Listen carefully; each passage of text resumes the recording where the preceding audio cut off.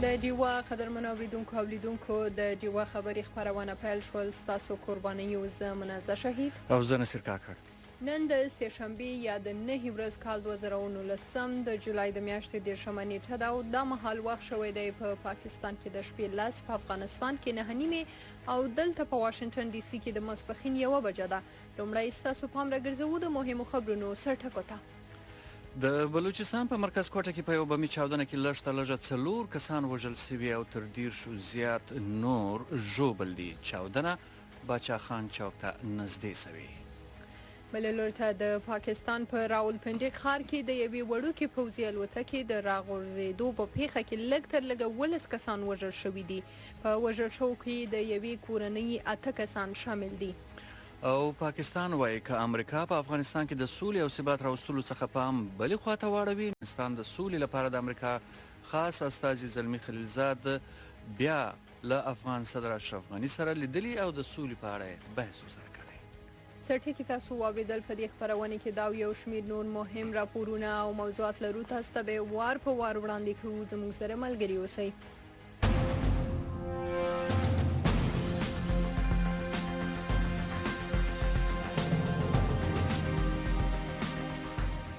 قدرمنو اوریدونکو، وایس اف امریکا ډیوا ته یو بیا هم شراغلاست. په فیسبوک باندې موږ په ژوندۍ بڼه لیدلی شئ، facebook.com/voa ډیوا. او اوس هم لومړی ځو د بلوچستان ایالت ولوري ته، چیرې چې امنیتي چارواکي وایي مرکزي ښار کوټه کې په یو بمي چاودنه کې لږ تر لږه 4 کسان وژل شوي او تر 10 زیات نور ژوبل دي. پولیس وایي دا چاودنه باچا خان چوک ته نږدې شوې او په ځایي روغتونونو کې بیړنی حالت هم پر ځای کړی دی او د دې په وینا چې عامل دی. نور تفصیل اخلو له حفیظ الله شیرانی څخه چې دا وخت له موږ سره د ټلیفون په لیکل له کوټې څخه موجود دی. ستړي مسئ او په خیر راغلی. کاکړ صاحب په خیر، تاسو جوړ یې؟ مننه که هم د دې پیښې نور جزئیات را سره شریک کړئ. کاکړ صاحب لکه څنګه چې تاسو ډیوا مینوالو اوریدونکو ته وویل، دا نن اوس ساعت لمخه یعنی دلته د ماښام پر وخت د کوټې ښار د باچا خان چوک ته نږدې او د کوټې د سیټي پولیس ثانې ته تیرمه د پولیسو موټر ولاړ وو. د پولیسو د آی جی په وینا چې د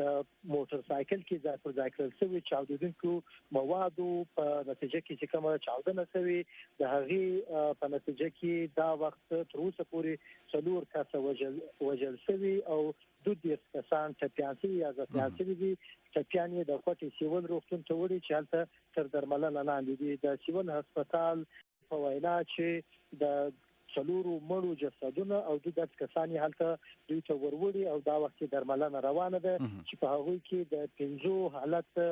تشویشناک شول کېږي. له دې سره د پولیسو د آی جی محسن حسن بټ په وینا چې دغه مواد په موټر سایکل کې ځای په ځای کړي وو او هدف یې د پولیسو سرتیرو چې هغه وخت پر ډیوټي په خپل موټر کې ناسو. د بلوچستان ایالت اعلی وزیر جام کمال دغه پیښې ریپورت غوښتي او ویلي چې د زخمیانو درملنه دی وشي. شیرانی صاحب، د پولیسو د چارواکي خبر تاسو وکړه د محسن بټ چې وای د دې چاودنې هدف پولیسو، خو تر اوسه پورې راپورونه دا ښایي چې 4 سره وژل شوي کسان عادي ملکی خلک وو. یا د دې د کاکړ صاحب تاسو وویل د هغه د آی جی صاحب په وینا چې هدف یې پولیس وو او هلته دغه چاودونکو مواد په موټر سایکل کې ځای پر ځای کړي وو. خو تر اوسه پورې دغه پیښې نورې پلټنې روانې دي او د دې پیښې پړه چا پر غاړه اخیستې؟ تر اوسه پورې د پیښې پړه چا پر غاړه نه ده اخیستې او د پولیسو په وینا د پیښې په اړه تحقیقات روان دي. مننه او د ځان پام ساتئ. مننه.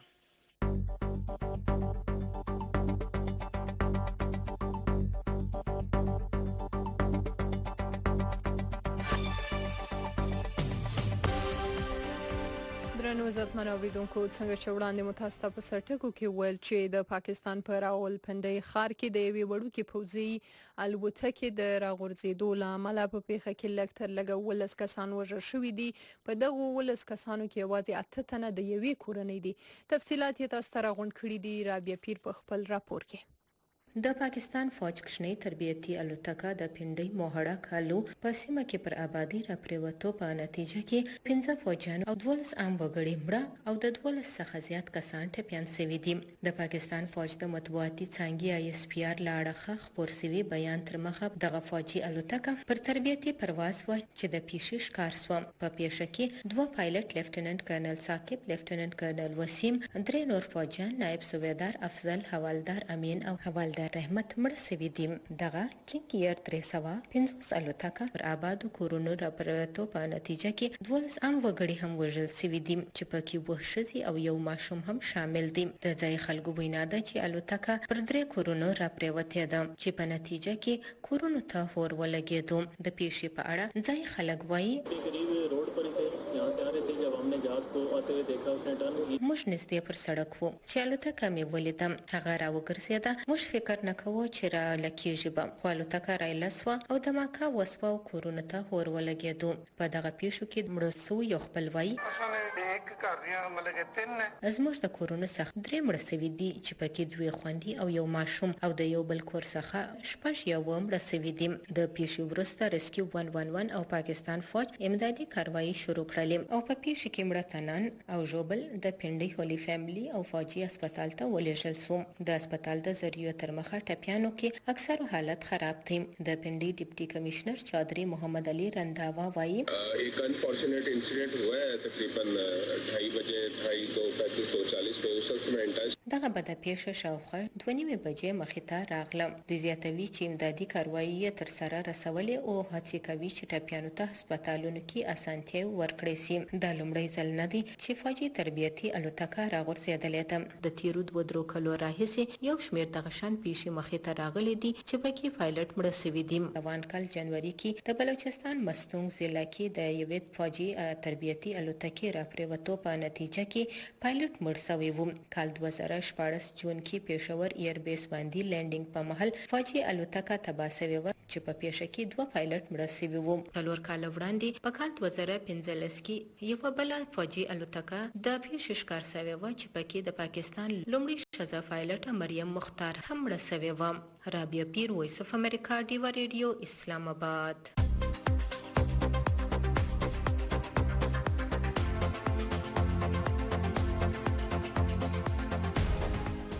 د وایس اف امریکا ډیوا د قدرمنو اوریدونکو خبرونه له دوام لري او اوس هم لکه څنګه چې تاسو له رابعه پیر څخه واوریدل، راولپنډي ښار کې یوې وړوکې فوجي الوتکې د راغورځېدو له امله لږ تر لږه 12 کسان مړه شوي دي. په مړو کې 15 فوجیان هم شامل دي. په دې اړه او د پاکستان د فوجي الوتکو په اړه څېړنه په تېره خبرونه کې زموږ همکار پیر زبیر شاه وړاندې کړې ده. یو بیا ستاسو اوریدو ته پام راګرځوو. پاکستان کې خو اوس پورې ګوري داسې 14 نه زیاتې پیښې شوې دي چې په هغه کې سیویلین جازونه هم دي او فوجي جازونه یا د فوج په استعمال کې جازونه هغه دي او په دې کې چې کوم غټه واقع وي په هغه وخت کې اوله واقع خو کوم وګوري په 65 په 1965 کې شوی و او یو په الته په مصر ته تلو الته اول ځل دلته فلایټ او یو سلویروش کسان پکې مړه شوي وو. بیا پکې 1970 کې یو داسې حادثه وشوه، بیا ورپسې 72 کې بیا شوي وه او ټول بیا په 86 کې وشوه. خو دا ټول سیویلینز وو. په دې کې د فاکر کوم جازونه دي که تاسو لیدلي پاکستان کې واړه جازونه دي او هغه اکثر پکې دا دي چې دا هغه وینټیج کې راځي چې زاړه هغه ډیر پخواني تاریخي جازونه دي او بیا مینټیننس هم دومره ټیک نه وي او ورسره چې کوم نور داسې جازونه پاکستان کې استعمالېږي دې ته تابوت وایي چې دا هوا کې یو تابوت روان دی لکه څه به مړی بس تیار هغه دی او ورسره بیا چې کوم نږدې ټایم کې غټې واقع شوي وي هغه مونږ لیدلي وو چې کوم په 2010 کې یو شوی و که تاسو ته اسلام آباد کې یو سل 50 نه زیات عمره پکې بیا پکې بوجا بیا ځان نو هغه 2012 کې شوی او هغه کې یو سل 20 کسان مړو او بیا که تاسو یاد ایربلو والا چې کوم په هغه کې تقریبا 47 کسان د اول د 2010 کې ایر بلو والا شوی و دا ټنه غټه واقع و او بیا په چترال کې په ګلګت کې یو شوی و په هغه کې او دې کې بیا ټول نه دا خو سیویلینز وو فوجي جازونه کې چې کوم یو غټه واقع مونږ ته یاد په 17 اگست باندې 19 اگست 1988 کې د هرکولیس C-130 یو جاز چې په هغه کې جنرال ضیاء الحق ورسره د امریکای سفیر او نور کسان هغه مړ شوي وو بیا په 2003 کې یو غټه واقع شوی و هغه کې هم یو فاکر جاز خو د ایر فورس په استعمال کې او که تاسو ته یاد په هغه ټایم چې کوم ایر چیف مارشل مشرف علي او هغه خزه پکې په کوهاټ کې د امر شو 15 نور کسان ورسره وو او بیا پکې په 2015 کې یو بل پاکستاني ملټري یو هلیکاپټر کراش شوی و په هغه کې د ناروې د انډونیشیا او د ملیشیا چې کوم سفیرانو او هغوی د ملیشیا او انډونیشیا سفیرانو خزم پکې وي ورسره نور کسان او دا ګلګت کې دا مغه شوی و نو بهرحال دا تاریخ او دا جازونه چې کوم دا اوس واقع شوی د دام یو امریکاني جاز هغه وړوکی جاز خو د آرمي په فوج په استعمال کې او اکثر پکې بیا دا دي چې انویسټیګیشن موږ ته اوس هم پته نه ولګېده چې ضیاء الحق باندې څه وشو موږ ته اوس هم پته نه لګېده چې دا مشرف علي و چې کوم د ایر چیف و هغه جاز څنګه هغه شو او ما اندازه دا ده چې دیش به هم پته نه لګي چې دا جاز شپې په 2 بجې څه کول او 2 کسان 2 کرنیلان پکې ناست دي 2 حوالداران یو پکې صوبیدار او په دې ټایم به دوی سمیشن نو یا دوی چې ټریننګ نو یو کرنل بل تاغه په ټویټر چا لیکلي دي څنګه ټریننګ کوي او څنګه نو تفتیش هم نه کیږي او بیا چې کوم سیفټي یا رولز دي هغه هم نه فالو کیږي او بل اکاونټیبিলিټي نشته لکه سوشي اګه پس بیا سزا نشته نو خلک په دې نه ریږي چې را مونږ خیال وساتو سبا کدا سوشي نو مکتب سم مسله جوړ شي ډیره مننه پیر صاحب ډیره مننه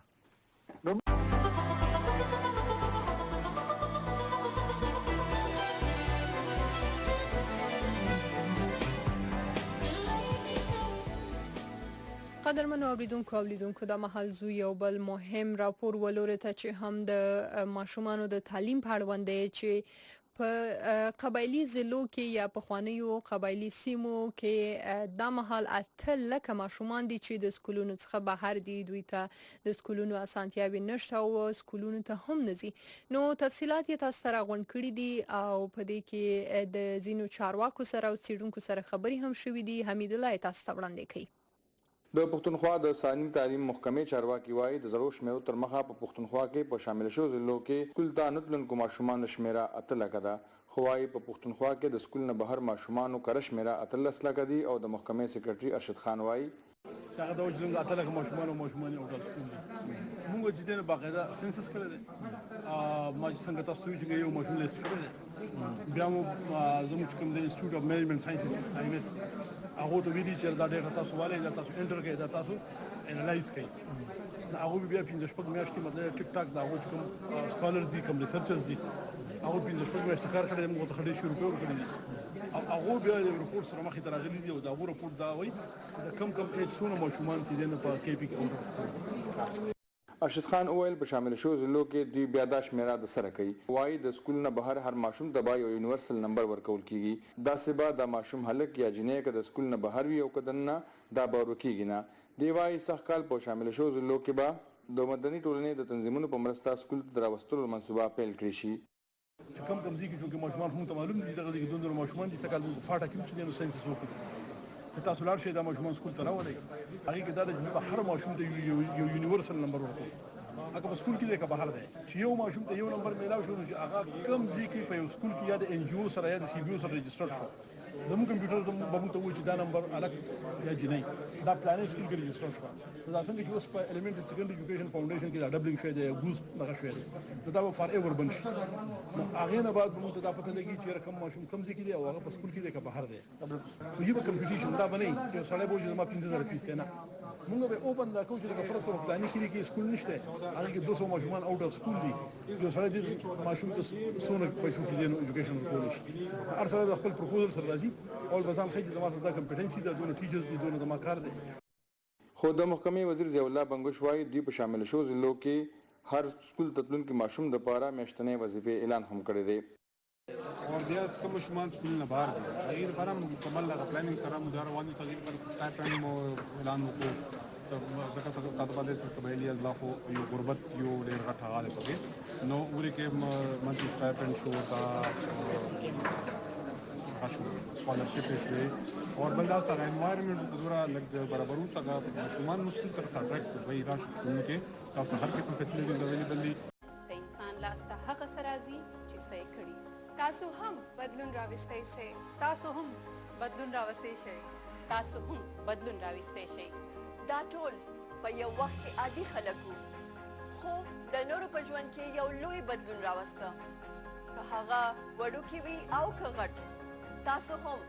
دغه بدلون راوستلی شئ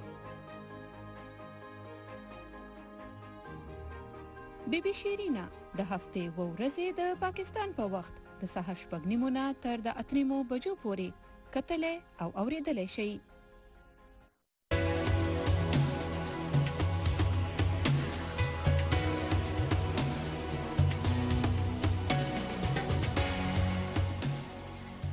د وایس اف امریکا جوبه د قدرمن اوریدونکو خبرونه تاسو له واشنگټن ډي سي څخه اوري او ګوري او اوس ما هم چې زموږ د وایس اف امریکا د اردو څانګې همکاره نیلوفر مغل په وروستیو کې ګوانتانامو زندان ته تللې وه او هلته چې کوم زندانیان دي بندیان دي د هغوی د مقدمو او روانې هم لیدلې ده. څه یې لیدلې دي دا به له تاسو سره شریکوو. نیلوفر مغل صاحب ستړي مسئ او په خیر راغلی. ډېره مننه خدای دې وکړي چې سفر هم په خیر و د ګوانتانامو. که زموږ له اورېدونکو سره شریک کړي چې تاسو هلته څنګه تللي واسته او څه مو ولیدل په سترګو خپل په سترګو باندې که هغه حال را سره شریک کړي. بالکل کاکړ صاحب مونږ تللي دلته امریکای نه ځي بالټیمور چې کوم د میریلینډ چې کوم سټیټ دی چارټرډ فلایټ وي یعنی داسې نه چې ریګولر فلایټس دي او د امریکای د ډیفنس ډپارټمنټ چې دا سیزونه ارینج کوي او نو الته کې د ګوانتانامو یو ورکوټ شان ایرپورټ ډیر غټ نه دی نو الته کې لکه نارملی الته نه فوجیان زبک امریکای لکه ډي سي نه واشنگټن ډي سي نه د دې فاصله دغه کم نو 1300 مایلز چې د لري دی 1,000 میله اور دا ډیر غټ نه دی تقریبا 150 سکوائر کیلومتر باندې دا دی یعنی وړه جزیره غونډه وړه جزیره د دې غیر چاپیره چې دی وبدي اور د دې چې کوم نیول بیس دی یعنی فوجي چې کوم اډه ده هغه ډیر غټ نه ده هغه وړه ده خدای نه علاوه یو غټ خار هم دی دا سینه چې دا ټول چې د یو فوجي اډه ده نو فوجي اډه نه چې تاسو بارو زه پراپر یو خار دی چې هر څه دکانونه دي ریسټورانټس دي هر څه دي د دې فوجي اډې دغه داري چې دی کې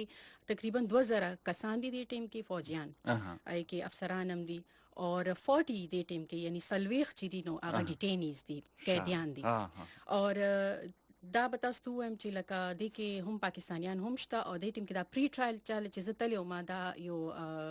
مقدمه لا شروع شوی نه د خدای نه مخ کې یو داسې چلوي چې یو پری ټرایل کې سوي نو 15 د ټیم کې د 9/11 چې کوم ملزمان دي پاغي باندې دا پری ټرایل روانو او د کې دوه پاکستانیانو او باقي یو د سعودي عرب او دوه د یمن کسان دي او دغه کسان څوک دي چې زموږ اوریدونکو ته نمونه وروښه جی بالکل د 9/11 چې کوم ملزمان دي نو د کې شیرینو 15 دي یو خالد شیخ محمد دی او یو د امار البلوچی دا دوه پاکستانیان دي امار البلوچی اصل نوم چې عبدالعزیز خان اور دین علاوه مصطفی الحساوی چې دی نو د سعودي عرب دی ولید بن آتاش اور زبدلتما لیکلي دي ځان سره او رمزی بن الشیبه د دوه د یمن دغه دي ملزمان دي او دغه تاسو خو ول چې د پاکستانی قیدیان دي د دې دوه ما سه نور هم څه پاکستانی قیدیان وو بالکل دا خو د 9/11 چې کوم ملزمان دي نو دا دي دوه پاکستانیان او دین علاوه یعنی دوی سره چې شپږ پاکستانیان دي د ټیم کې انکلودینګ خالد شیخ محمد شو امار البلوچی شو اور ماجد خان دی اور دوه روریان دي عبدالغلام ربانی اور احمد غلام ربانی او سیف الله پراچا دا شپږ کسان دي د ټیم کې په ګوانتانامو د ډاکټر عافیه صدیقی چې په پاکستان کې ډیر شوروغه هم ده د هغه په حواله سره چې دا وخت په امریکا کې نظر بنده ده د دې د عافیه صدیقی سره څه داسې تعلق ستا او که څنګه بالکل امار البلوچی چې دی میډیا چې کوم رپورټس دي نو هغه دا وایي چې د امار البلوچی 2003 کې 2003 کې چې دی نو یو رپورټ راغلو چې یو پوینټ باندې د دی واده شوی او بیا هغه واده مات شو او دا غیرستو دا وی ریزن دا خي چې هغه لکه د دې سم مقصد د پاره دا واده کړو او هغه دلته کې اکاونټس کولاول امریکا کې نو دا غي د پاره او دین علاوه یو بل قیدی دی ماجد خان هغه هم د کراچۍ دی او هغه هم خبري راځي چې یو پوینټ کې افیا سیدی کې هغه لپاره تلې و امریکا ته او پی او باکس یې ول کولاو کړو چې کوم میل باکس وی پوسټ افیس کې چې پوسټ افیس کې چې هغه باکس کولاو کړو او هغه التدا منده او دغه مقدمه به اوس روانې وي بیا ولغه ورسته سم عدالتونو ته وړاندې کیږي که څنګه بالکل دا پری ټرایل فلحال روان دي او جج چې کوم خریورس فیصله کړي واغه دا ویلو چې لا د پراپر ټرایل چې هغه موږ لانه شروع کولې سو پرې چې دا پری ټرایل یې سولف شوی نه وي ډیره مننه نیلوفر مغل صاحب او کور مودان د ځان په ساتي ډیره مننه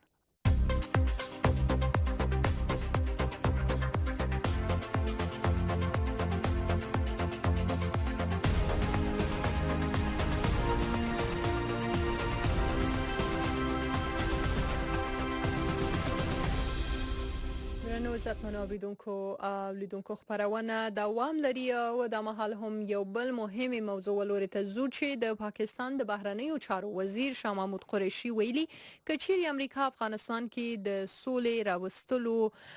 د هدف ترلاسه کول تر زیان وي د سولې پروسې ته تفصيلات یې تاسو ته راغونډ کړي دي زموږ د ډیوه خبريال ارشد حسین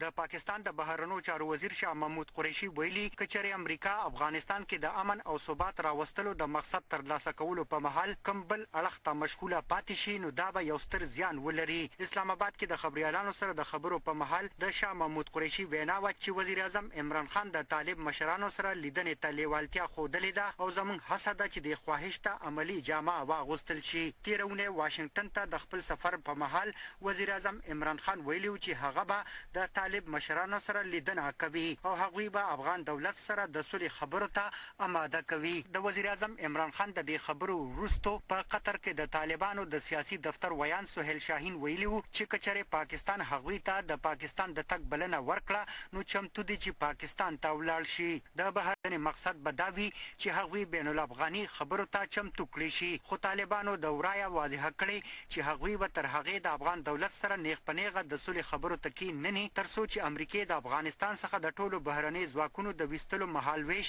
نوي اعلان کړي شاه محمود قریشي ویل نور لسکاله یو ډیره اوږده مودوي او پاکستان د غنی چې په دې موده کې چې ډیر انسانان ووجل شول ټول سیمه او په ځانګړي ډول پاکستان او افغانستان د دې وضعیت څخه غیزمن شو نو اوس مونږه دا وضعیت نور غزول ته نه پریږدو د شاه محمود قریشي په وینا اوس په سوچ کې بدلون پیدا شوی او دې بدلون د پاکستان او امریکا په اړیکو کې نوې پاڼه سیوا کړې ده आज अफगानिस्तान का मसला एक बहुत एक नाजुक मरले में दाखिल हो चुका है और नताइज की तवक्को है तो हम किसी और तरफ मुड़ जाएं तो एक बहुत बड़ा नुकसान होगा هغه ویل امریکای په تیر وختونو کې تیروتنې کړي چې افغان کشاله افغانستان څخه د امریکایي ځواکونو وستل پیل کړي ارشد حسین وایس اف امریکا دی ریډیو اسلام آباد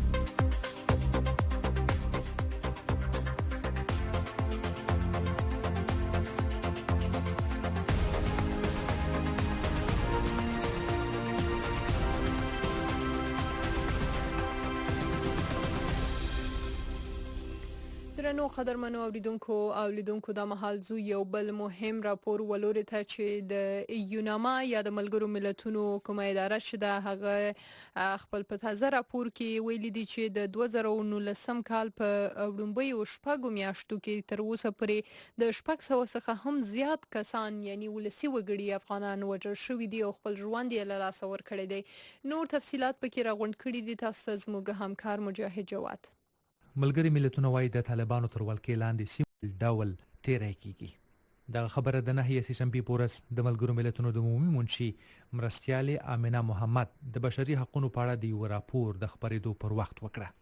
په دې اړه اغلی امینه محمد وویل In areas where the Taliban have reclaimed control, there are reports of honor killings, stoning and other attacks on women's rights.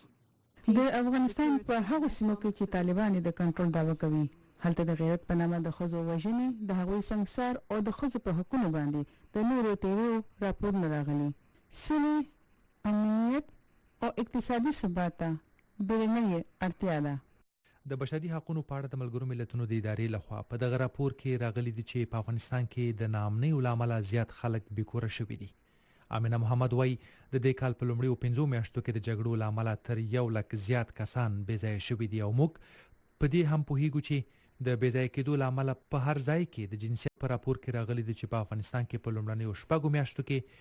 تر طالبانو زیات د حکومت او ناټو ځواکونو لخوا ملکی وګړي وژل شوي دي. راپور وایي د ترهګرو په وړاندې د افغان او نړیوالو ځواکونو لخوا په پوځي عملیاتو کې 919 کسان وژل شوي دي چې دا د تیر کال د همدې مودې په پرتله 1% زیاتوالی ښیي. همدارنګه په دغه موده کې د طالبانو او نورو ترهګرو ډلو لخوا 1511 ملکي وګړي وژل شوي دي. د ګول یا دوشنبې په ورځ د ملګرو ملتونو لخوا په دغه خپور شوي راپور کې راغلي دي چې د حکومت پلوو ځواکونو لخوا 2440 کسان ژوبل شوي هم دي. خو راپور وایي له وژل شویو افغانانو څخه زیاتره یې د ترهګرو طالبانو پر ضد د افغان او ناټو ځواکونو په هوایي او ځمکنیو بریدونو کې وژل شوي دي. امریکا له طالبانو سره د سولې په یو معاملې کار کوي ترڅو په افغانستان کې د طالبانو پر ضد د امریکا لخوا روانه 18 بریدونه وروسته له هغې پیل کړل کله چې د 2000 کال په سپټمبر کې د القاعده ډلې لخوا په واشنگټن او نیویارک باندې ترهګریز بریدونه وشول. طالبان له افغانستان څخه د ټولو امریکایي او بهرنیو ځواکونو وتل غواړي او امریکا له دغې ډلې څخه یو شمیر امنیتي ضمانتونه غواړي چې له هغې ډلې څخه یو دا هم دی چې له افغانستان څخه به یو ځل بیا د امریکا پر ضد د بریدونو لپاره کار نه اخیستل کیږي.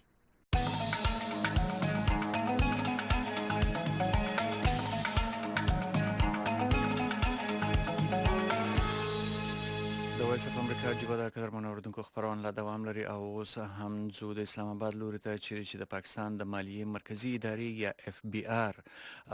په پاکستانیانو باندې د یو فکس یا ټاکل سوی چې کوم پیسې دي د ټیکس په صورت ورته مقرر کړی دي چې په 15000 څخه واخلي بیا تر 10000 روپیو پورې دي. تفصیل ور باندې محمد الیاس خان په دې ریپورت کې راکوي. د مالیو راټولولو وفاقي ادارې FBI د راتلونکي مالی کال لپاره د 15500 بلین روپو ټیکس هدف حاصلولو لپاره دوه نوي سکیمونه معرفي کولو تجویز ورکړی دی کوم چې په وړو او غټو دکاندارانو باندې لګول شي. حکومت غواړي چې په لکونو واړه دکانداران په ټیکس نظام کې راولي او په دوی باندې د 10000 او 14000 روپو په حساب باندې د کال فکس ټیکس مقرر کړي. دویم سکیم د هغه غټو دکاندارانو یا هولسیلرز لپاره دی څوک چې د 50 میلیونه روپو نه تر 100 میلیونه روپو پورې د کال سیزونه خرڅوي او په دوی به هم فکس ټیکس لګول شي. حکومت تمه لري چې د دې سکیمونو نه ورته 600 ارب روپۍ ټیکس حاصل شي. د FBI چیرمن شبر زیدی مطبوعاتو ته ویلي دي چې د دې دوه سکیمونو شروع کولو نه وړاندې به د عام ولس نظر اغستې شي او دا به چې د ټیکس فایلر شمیره 2.2 میلیونه ته رسیدلې ده او موږ هڅه کوو چې زر تر زر سمره ممکنه وي دا 4 میلیونه ته ورسوو. د FBI د چارواکو تر مخه د محصولات وفاقي اداره د وړو دکاندارانو د لپاره فکس ټیکس او د هولسیلر د لپاره د یو آسان ټیکس سکیم د لاندې د ټیکس ورکول شمیر تر 1 میلیونه پورې زیاتولو منصوبه بندي کوي. پاکستان د نړۍ په هغه هیوادونو کې شامل دی چېرته چې د ټیکس ورکولو شرط ډېره کمه ده او د 22 کروڑه آبادی په دې ملک کې تقریبا 21 لک خلک ټیکس ورکوي چې پکې زیاتره تنخوادار طبقه ده. د تاجرانو او کاروباري ټولنې لخوا روانه میاش په ګرد هیواد کې د ټیکسونو پر ضد کاربندیز هم شوه دي او دوی دړکا ور کړی دا چې حکومت دا ټیکسونه واپس وانه غوښتل نو دوی به د اسلام آباد په لوري مارچ هم کوي. ډیو ریډیو چې د سینیئر جرنالیست ذیشان حیدر نه او پختل چې په خوا هم دا رقم سکیمونه معرفي کړي شوی او خو ناکامۍ سره مخ شوی نو د موجوده حکومت دا challenging task for the government but they have no other option but to go by it. तो मतलब गवर्नमेंट के लिए चैलेंजिंग है क्योंकि अभी political challenge government के लिए आहिस्ता आहिस्ता बढ़ रहा है. अलबत्ता गवर्नमेंट है और इसी तरह जो सिक्योरिटी एस्टेब्लिशमेंट है वो इस हवाले से सेम पेज पे हैं. د حکومت د پاره دا یو غټ چیلنج دی خو د ټیکس جال پراخه کولو د لپاره حکومت سره سبل لار نشته. د کاروباري غړو سره اوس سیاسي درجات هم په زیاتېدو دي او مخالفه سیاسي ګوندونه د دې نه ګټه هم ترلاسه کول شي خو اقتصادي وضع خکولو او د ټیکس جال پراخه کولو د لپاره حکومت او سکیورټي ادارې په دې لړ کې په یو صفه لیدل کېږي. ذیشان حیدر زیاته کړه چې فلال خدای او تجویز دی او نن په د کابینه غونډې نرستو صورتحال پډاګ شي. بل خوا حکومت به هغه ټولو خلکو ته نوټس ورکوي چې په یو کانال کورونو کې اوسېږي او د زر سیسی نه غټ گاډي لري چې دوی د هم خپل ځان په ټیکس نه لګول شي. الیاس خان، وایس اف امریکا، ډیو ریډیو، اسلام آباد.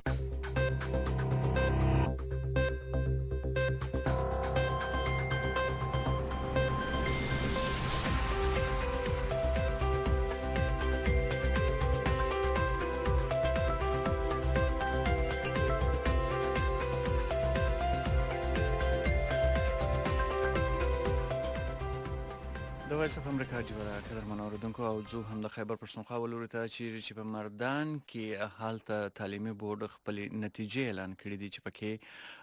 زیات لمبرونه او لومړي پوزیشنونه چې ورته ویل کېږي هغه انجنونو اخیستي دي. په دې اړه زموږ خبريال ریاض حسین حالت د زده کوونکو سره خبرې کړې دي. د هغو غبرګون راغونډ کړی اوریدو ته یې ستاسو پام راګرځوو. زما نوم حفصه دی او زه طفیل شهید آرمی کالج مردان ما اوورال بورډ کې فرست پوزیشن اخیستی دی. جی خوشحاله یو دا خو بس هارد ورک نه پس چې فروټ ملو شي بیا بنده خوشحاله وي. سټرګل خو بچپن نه رواني د 12 ایئرز یو فروټ اخر کې تاسو ته ملو شي نو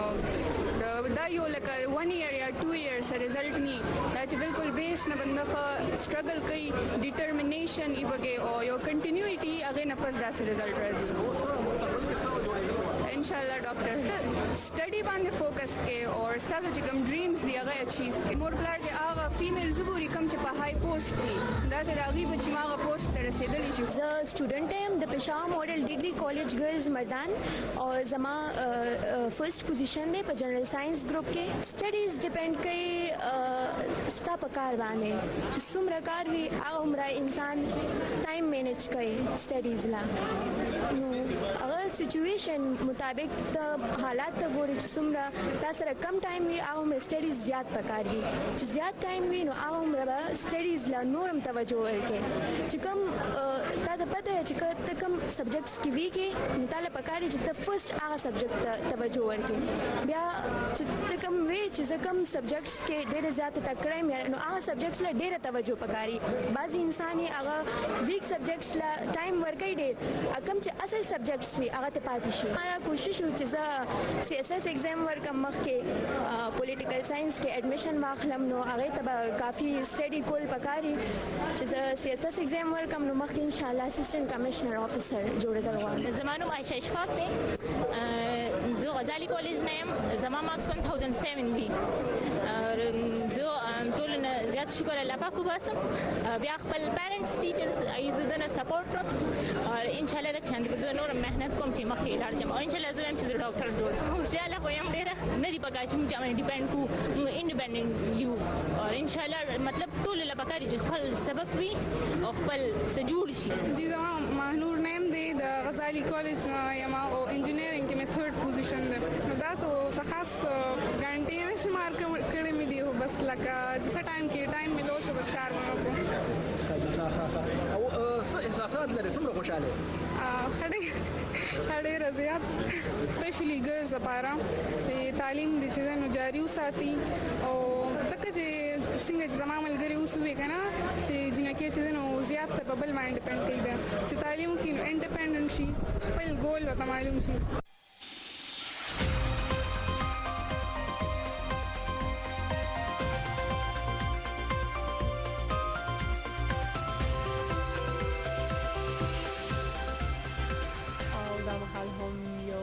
راپور ولوري ته زو چې په خبر کې د خیبر پښتونخوا صوبایي اسمبلی ودانۍ و مخه ته د ټولې صوبې څخه راجم شوې د شخصي ښوونځیو مالکانو او استادانو د صوبایي حکومت او خیبر پښتونخوا پرایویټ یعنی شخصي سکولونو ریګولیټري اتھارټي پر ضد مظاهره کړې دي. د دوی غوښتنې سوي دغه ټول تفصيلات راغونډ کړي دي. عبدالرزاق تاسو په دغه راپور کې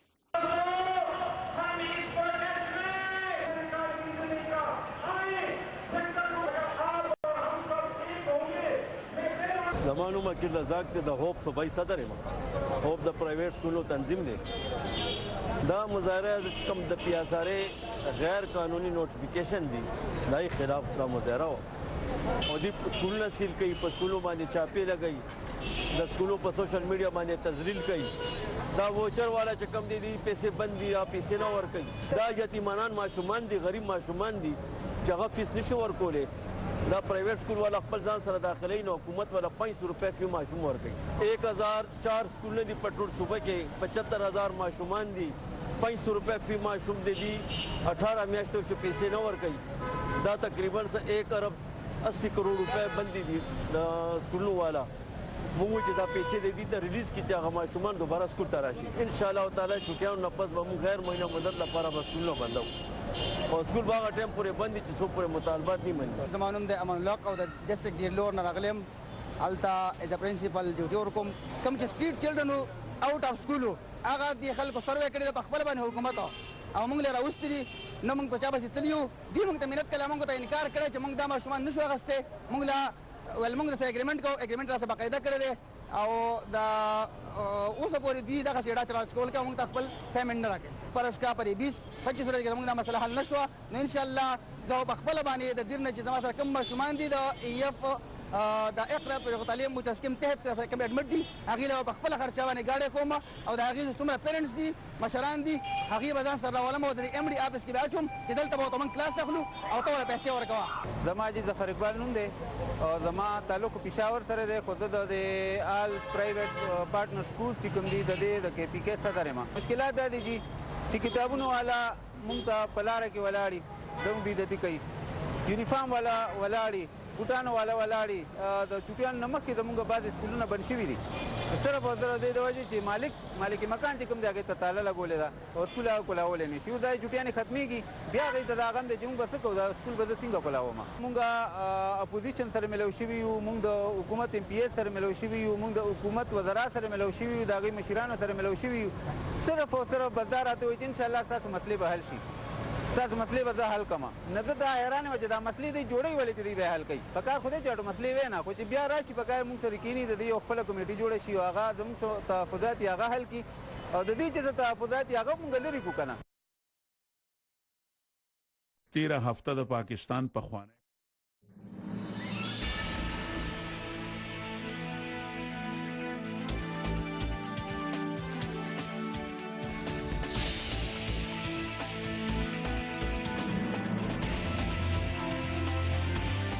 داسې یو ملک بل هم شته چېرته چې سعودي عرب او ایران ته لا خیال نه دی. دا ملک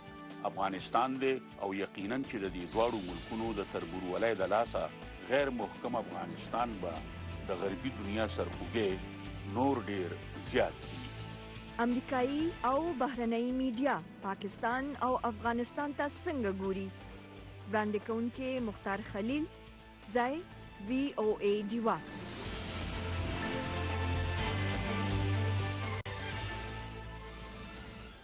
د وایس اف امریکا ډیوا د قدرمنو اوریدونکو وخت سعودي نړیوال مطبوعاتو ته د کتنې او د کتنه کوي زموږ همکار مختار خلیل. 13 هفته د پاکستان پخوانی قبایلی سیمه قطبی وزیرستان او د بلوچستان صوبې په کیچ نومي سیمه کې په فوجي قافلو د ډزو په دوه بیلو واقعاتو کې د پاکستان لسو فوجیانو خپل جون د لاسه ورکو. د پاکستان د انګریزي ژبې مشهور اخبار ډان خپل یو اداریه کې د دې پیښو په پس منظر کې پاکستان کې د امن او امان په حالاتو یو تفصیلی اداریه لیکلې ده. د اداریه سرخط ته خطرې لا ختم نه دي. ډان اخبار خپل اداریه کې لیکي چې دا حمله د دې خبرې د ضرورت اهمیت په ګوته کوي چې پاکستان د مختلفو نظریو د توندلارو د سرپرستانو خلاف کوټلې کاروایي وکړي چې دا شاندا خطر د همیشه د پاره ختم شي. د کیچ د پیښې ذمہواری تر اوسه پورې چا هم نه داخستي. دغه سیمه کې د بلوچ بلتنخوا خو حالې ځلې د ډيري مدینه جاری دي. په دغه پیښه د تبصرې کولو په موقع د پاکستان فوج ویلي دي چې دا د دشمن قوتونو کار ښکاری. اگر که بلوچستان کې د توندلارو سرګرمۍ سړی روان دي خو که پلټنی وشي نو معلومه بشي چې ذمہواری بلوچ بلتنخوا خېدي څوک چې بلوچستان کې اړې غړې جوړول غواړي. ډان خپل اداریه کې لیکي چې د قطبی وزیرستان د واقعي ذمہواری تحریک طالبان پاکستان قبول کړی ده، کوم چې دغه طالبان جنگیالو د پولی د پوري غاړې نه افغانستان نه کړی ده. د پاکستان پخوانی قبایلی سیمې نن هم د فکرمندۍ سیمې دي دغلته د تیرو څو کلونو راسي د جاري فوجي عملیاتو له سببه قلاري راغلي ده او په تیرو ورځو کې پکې د قومي او صوبایي اسمبلو لپاره انتخابونه هم وشول دینه معلومیږي چې د پخوانو قبایلی سیمو په قومي زیس روزګار کې د شریکولو لپاره حکومتي کوششونو ځای نیولې ده خو دا سوچ به غلط وي چې دغه حساسو سیمو کې ګني سمسمکه راغلي وي ځکه چې دغلته په فوز د شبو حملو ښکارا ده چې خیبر پختونخوا صوبه کې د شامل کړي شو قبایلی سیمو ځینو برخو کې شر فساد راپورته کول یو آسان کار دی ډان لیکي په دې کې شک نشته چې بلوچستان او پخوانو فاټا سیمو کې د یاغیانو تازه کار روایت د یو بل نه جدا حیثیت لري او غداشان چې بلوچستان کې شوی واقعیا د بلتونخوا خو بلوچو کار دی هر کله چې قطبی وزیرستان کې شوی مرګ جوبله د خطرناکو مذهبي توندلارو ګوندونو عمل دی البته په دې لحاظ سره دا دواړه واقع یو شان دي چې دی قومي سلامتیا ته خطر پیښه کړې ده او د دواړو واقعو د ذمہوارو قوتونو تړون هم افغانستان سره دی پاکستان د ډیری مدینه دا فریادونه کوي چې تحریک طالبان پاکستان او بلوچ بلتونخوا افغانستان کې پراته دي ډان لیکي چې تازه حمله د پاکستان د دې خبرې تصدیق کوي پاکستان باید چې دا مسله د افغانستان او امریکای په وړاندې کېږي ځکه چې د افغانستان ټوله دفاعي اډانه هم د امریکای په لاسو کې ده پاکستان لپاره دی چې دواړو ملکونو ته پریکړې خبره وکړي چې د پاکستان د مخالف قوتونو مرسته پاکستان ته قابل قبول نه ده دین علاوه ک امریکا غواړي چې پاکستان دی ورته طالبان خبرو ته کینی او د افغانستان د جنگ په ختمولو کې دی د امریکای لاسګیرنو کې نو بیا د پاکستان په خط سریو کې چې د پاکستان قبلي سرحد با د پاکستان د مخالفو جنگیالو او د ترهګرو د روزنې پالنې لپاره نشي استعمالولې ډان د خپل ادارې په اخر کې د پاکستان حکومت له مشوره ورکړی دا چې د ملک دننه دی د ترهګر حملو د مخنیوي لپاره حفاظتي بندوبستونه خه مضبوط کی د ټولو نه ضروری خبره ده چې حکومت د هغه مسلې اواري کی کمی چې بلوچستان او پخوانو فاټا سیمو کې د اړی غړي راپورته کېدو سبب جوړی شوې دي زما دا پوخ یقینو چې په ازادۍ او مرکبه ځانته یو لار خوخم ماته پته وه چې که زه ځان د یو نه بیلوم نو بله به لازمن خوخم که بل څوک یې کوي د بل لپاره یو مثال جوړ سي د هر عمل یو عکس العمل ضروري د انسان لاس ته هغه څه راځي چې څه یې کړي تاسو هم بدلون راوستی سئ تاسو هم بدلون راوستی شئ تاسو هم بدلون راوستی شئ دا ټول په یو وخت کې عادي خلک وو خو د نورو په ژوند کې یو لوی بدلون راوسته که هغه وړوکی وي او که غټ تاسو هم دغه بدلون راوستلی شئ بیبي شیرینا د هفتې و ورځې د پاکستان په وخت د سهار 8:30 نه تر د 8:30 بجو پورې کتلې او اوریدلې شي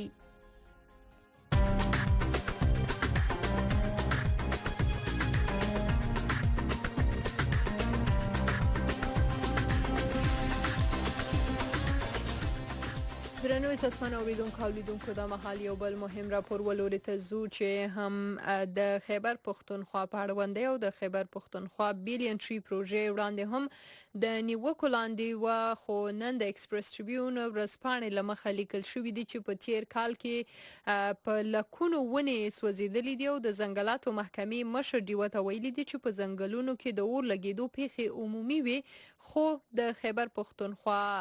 اعلی وزیر وایي چې د دغو پیښو پلټنې باید وشي تفصیلات یې تاسو ته وړاندې کوي ارشد مومن په خپل راپور کې د پاکستان انګریزي ژبې ورځپاڼه ایکسپریس ټریبیون نن خپل یو خبر کې لیکلي په خیبر پختونخوا کې په کال 2018 نورلسم کې په ځنګلو کې اور لګېدو له امله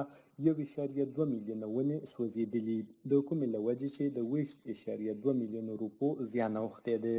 دغه ونې زیاتره د پاکستان تحریک انصاف حکومت لخوا د بیلین ټری پروژې لاندې کرل شوې وې اخبار لیکي په کال 2018 نورلسم کې 1,015 هکټره رقبه باندې او کال 2015 14 کې 300 هکټره رقبه باندې ځنګلې سوځېدلې وې خو د خیبر پښتونخوا ځنګلاتو محکمې مشر نیاز علي خان ډیوه ته وویل د نورو کلونو مقابله کې دې کال د اور لګېدو پیښې کمې شوې دي.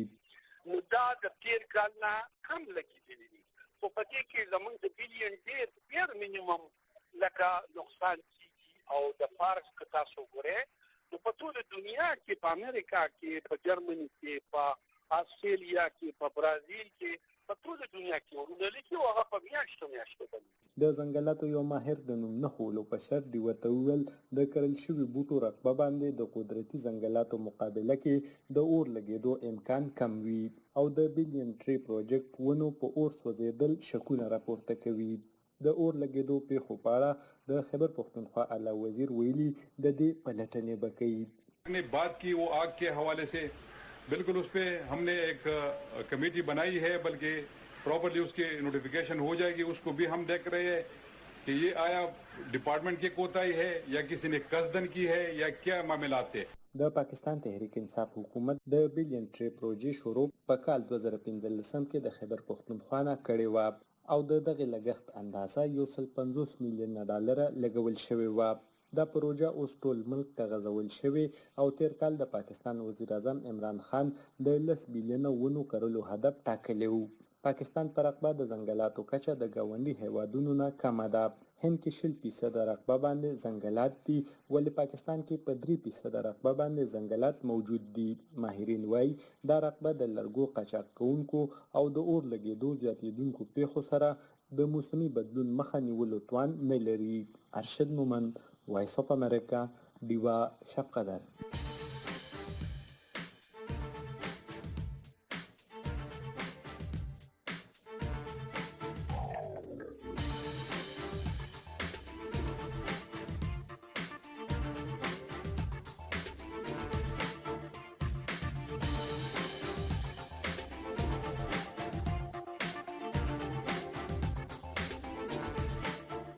قدرمن اوریدونکو د وایس اف امریکا جوبه د یو بیا هم زه د خیبر پښتونخوا لوري ته چې د هغه ایالت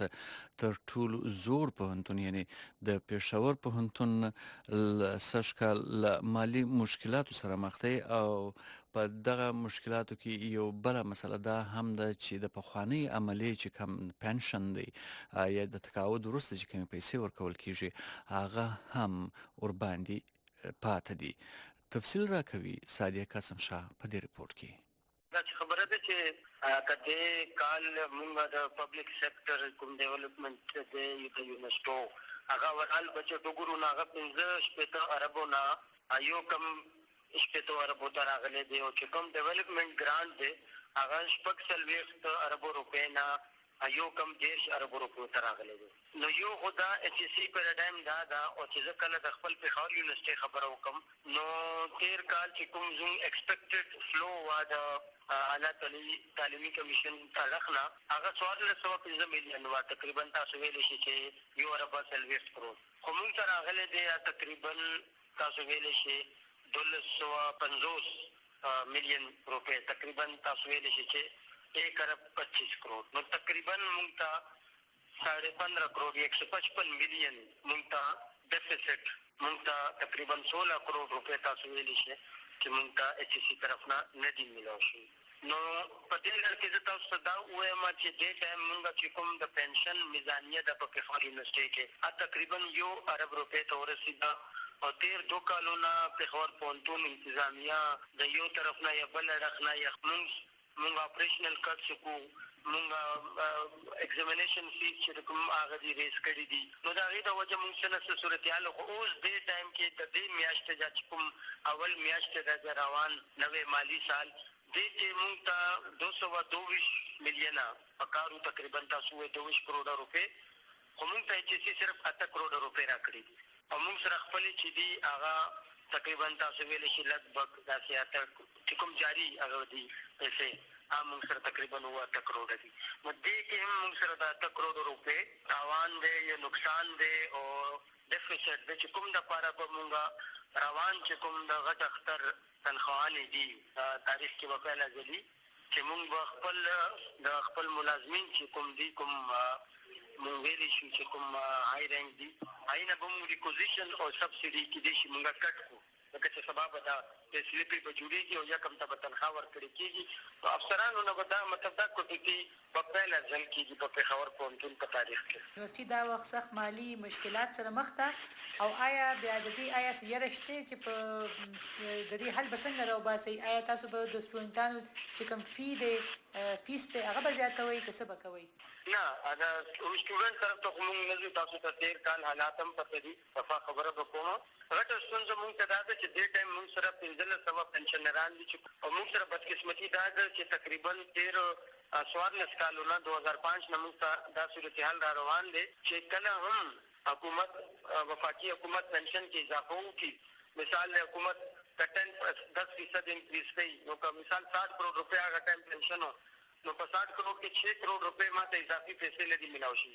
هغه کال په کال پنشن زیاتې دي خو موږ ته هغه میچینګ ګرانټ نت ملاو شي. خو اوس موږ سره دا پرابلم دی چې دې ټایم تقریبا 1.94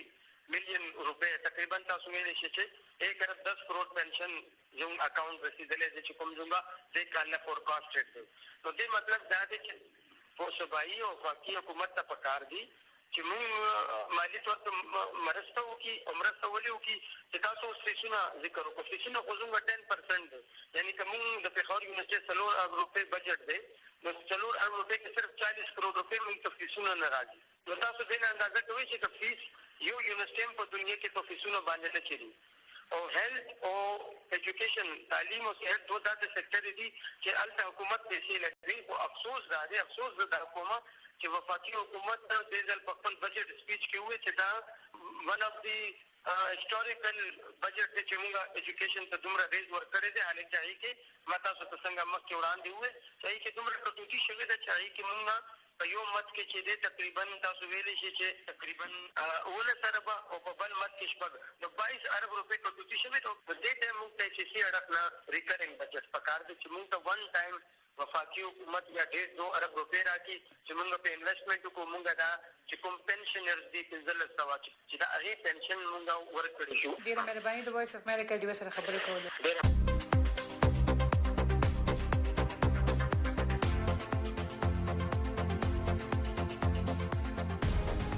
درنو عزتمن اوریدونکو ستاسو پام راګرځوي او بلې مهمه موضوع ولوري ته چې سایما منیر چې د ثوابي سره تعلق لري د 13 کالو راهسي د خزو سیاسي حقوقو لپاره کار کوي او د خزو د تشدد او تفریق غونډې مسلو خاتمه لپاره پوهاوی خوروي. تفصيلات یې تاسو ته وړاندې کوي په دغه مرکه کې چې سادیه قاسم شاور سره کړی ده. زمان نوم سایما منیر دی. تعلق زما ثوابه نه دی او تیر بس ژوند دلته په خاور کې مو تیر کړی ټول او ما فلسفي کې ماسترز کړو او شروع کې بیا ما تاسو پرنګ اخبار جوائن کړو او سلور کاله ما اخبار سره کار کړی. دا هغه نه پاس دلته یو خډیر خې اداره ده خزو د حق د لپاره کار کوي. نو هغه راته وی چې ته موږ سره راشه. نو بس بیا هغه اورت فاونډیشن مو جوائن کو. نو بس هغه یو کمټمنټ چې سٹارټ شو نو هغه تر اوسه جاری دی او هغه ټایم نه والا تر اوسه پورې بس د خزو حقوق د لپاره کار کوو. په دې سیمه کې چې انجیو په حق لا انجیو د خزو په حق لا چې د خلکو د څنګه نظریات دي خو ته نه ګوري آزاد وته ګوري چې دا خزي آزادي خزي یو خو د تصور په حق لا ته وایي چې دا ولې راسي دي او ګران کار تاسو د لپاره دا دومره ګران کار نه ولې راستو څه مشکلات هم کتل. وګوره د انجیو تصور چې دی هغه زموږ سوسایټي کې کم یو هغه چې انجیو څوک د انجیو هغه چې تاسو به ماشين راوړي هغه وکیشنل سنټر به تاسو ته جوړي بس دا کارونه به کوي. نو دا یو بس نو هغه ټایم هغه خو انجیو هغه ټایم کې وګورئ نو انجیو چې دی هغه بدنام نو خو انجیو کله بدنام شو کله چې انجیو خلکو ته دا فکر ورکو چې د خپل حق تاسو کې بس او دا سټیټس کو چې دا به موږ ماتو. نو بس هغه یو دم د انجیو خلاف فضا جوړ شو. وایي چې تاسو وګورئ دا زموږ سوسایټي چې دا هغه د سر سید احمد خان نواله تر اوسه پورې چې چام دلته یو فرق خبره کړې ده د خلکو ته د فکر ورکولو خبره کړې ده کنه هغه ټول چې دغه کافران دي. نو چې کله موږ هم دا خبره شروع کړو نو موږ هم ټول کافران شو او بیا موږ د خزو خبره شروع کړو نو بس تاسو د څو غوړې چې هغه بس یو ډبل بالکل بیا خو بالکل سر کافر شو. مشکلات خوشتا وګوره هغه ټایم مشکلات او اوس مشکلات فرق شو. هغه ټایم مشکلات دا و چې عام کسان یا زیات نه زیات د تبلیغي جماعتونو وایي یا د مولانه چې دی به خبرې کولې چې دا NGO بدنام دی ښځې دی بار وباسي او مغربي معاشره دی نه جوړي دا به دا خبرې وي خو چې کله داسې چلو شو چې کله پهله ځل پاکستان کې سن 2000 کې لوکل ګورنمنټ الیکشن وي هغه ټایم کې لوکل ګورنمنټ کې پهله ځل ښځو ته 3.5% نمایندګي ملاو شو نو هغه نمایندګي چې هغه مطلب زه خو بالکل دا ګڼم چې هغې کې زموږ ډېر لوی برخه وه هغه هر څه نو کله چې دا نمایندګي ملاو شو نو بیا زموږ کوشش دا و چې دا سیټونه ډک شي نو موږ په پوره پاکستان کې یو پوره مهم وچلولو چې دا شپږ سیټونه دي هر یونین کونسل کې دلته ښځې راشي بل اړخ ته موږ دپاره مهم و چې دا ښځې دي دا غلطې خبرې کوي تاسو به دلته نه راځئ د الیکشن بایکاټ وکړئ خو هغې نه باوجود هم ښځې راغلې هغه ټایم کې به زیات نه زیات هغوی به هغه څه و موږ دپاره هغې به زموږ په خلاف فتوې به شو کوي اوس حالات ډېر فرق شو اوس داسې فرق شو چې پوره سوسایټي کې دا چې موږ دا 15 کاله دا د دهشتګردي خلاف چې کل دا جنګ چې زموږ ځمکه باندې دلته شو دې نه پس څه شو زموږ سوسایټي کې دې ټایم عدم تشدد چې د هغې خاتمه شوې ټیک شو اوس دلته برداشت نشته لاره به اوس لکه حل به سوي مسلې تاسو بیان کړو چې اوس هم شته حل به سوي حل چې دی هغه حل هم دغه دی چې تاسو به قانون سازي کوئ تاسو به د خلکو کې اویرنس راولئ حل د دې هم دغه دی دې نه علاوه د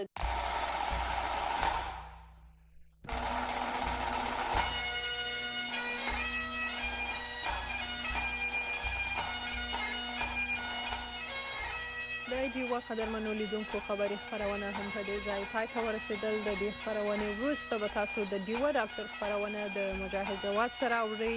او کولی شئ چې په خپرونه کې د ټلیفون له لارې برخه هم واخلئ ستاسو قرباني و زه منزه شهید او د دې خپرونې کوربه همکار نصیر احمد کاکړ او د خپرونې پروډیوسر ارشد علي ستاسو نه اخلو اجازت او تاسو ته ښې شېبې غواړو ښې چارې غواړو سرلوړه او آباد اوسئ